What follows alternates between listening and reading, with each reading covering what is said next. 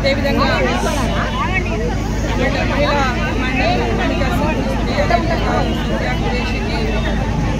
సైనిక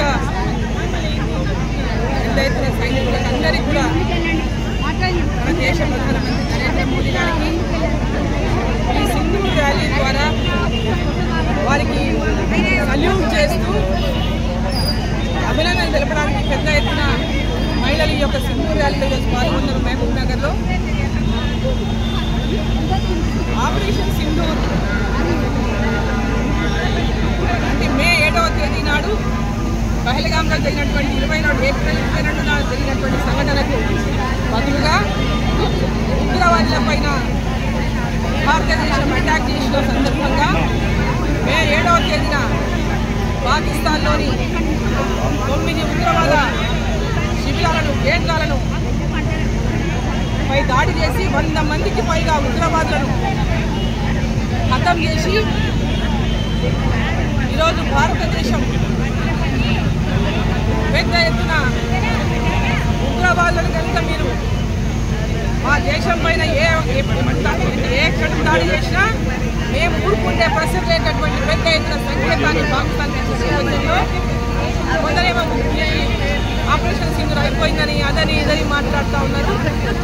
ఆపరేషన్ యుద్ధం అని ఇది యుద్ధం కాదు. ఆపరేషన్ సింధూర్ అనేది ఉగ్రవాదుల పైన దాడికి ఆపరేషన్ సింధూర్ని నిర్వహించడం జరిగింది. ఈ ఆపరేషన్ సింధూర్ ఉగ్రవాదులను అంతం చేసే వరకు కూడా ఇది కొనసాగుతుంది. పాకిస్తాన్ వాళ్ళు కూడా ఇవాళ ఉగ్రవాదుల టాక్స్ కోసం ప్రయత్నం చేస్తున్న సందర్భంలో పాకిస్తాన్తో మాటలు జరిగేదంటే చర్చలు జరిగేది ఈ యొక్క ఉగ్రవాదుల యొక్క చర్యలపైనే ఉగ్రవాద యొక్క అర్థంపైనే చర్చ జరుగుతున్నటువంటి విషయాన్ని ప్రధానమంత్రి గారు స్పష్టం చేసింది చాలా క్లియర్గా. ఈరోజు ఆపరేషన్ సింధూర్ ద్వారా పాకిస్తాన్కి భారతదేశం యొక్క శక్తి ఏందో నరేంద్ర మోదీ గారు మన సైనిక దళాలను చూపించి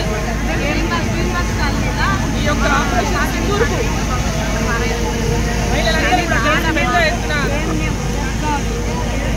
వారికి అందరికీ దాంట్లో పాల్గొన్నటువంటి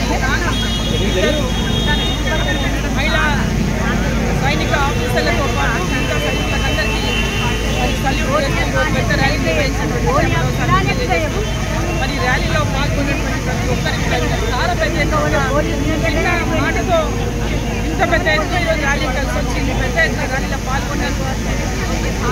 టౌన్లో ఉన్నటువంటి అన్ని వర్గాల మహిళలు house wives, employees, private employees, government employees, వివిధ దాంట్లో ఏ దాంట్లో ఉద్యోగం చేసుకోవాలని ఈరోజు సాయంత్రం ర్యాలీలో పాల్గొనే ఉత్సాహంతో పెద్ద ఎత్తున